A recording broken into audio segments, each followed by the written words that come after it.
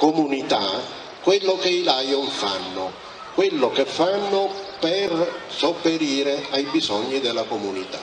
Quindi oggi voi vedrete tutti i campi nei quali si estrinseca e si esplica il mondo Lion.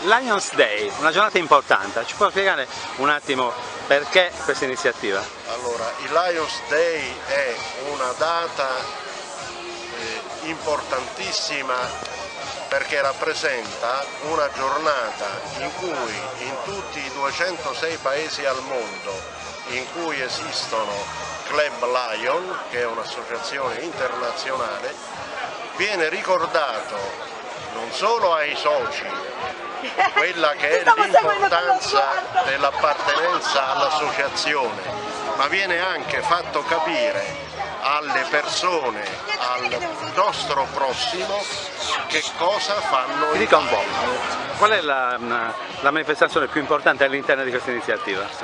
All'interno di questa iniziativa la manifestazione più importante è la presentazione alla comunità di quelli che sono i nostri service più rilevanti.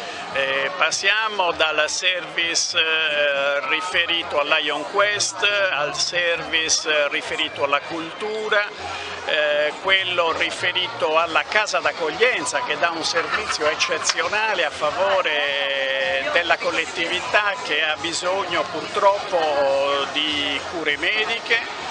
Abbiamo peraltro dei corner riferiti alla raccolta occhiali usati e in particolare alla raccolta dei medicinali che poi vengono donati dalla nostra associazione a coloro che non hanno possibilità di poterli acquistare.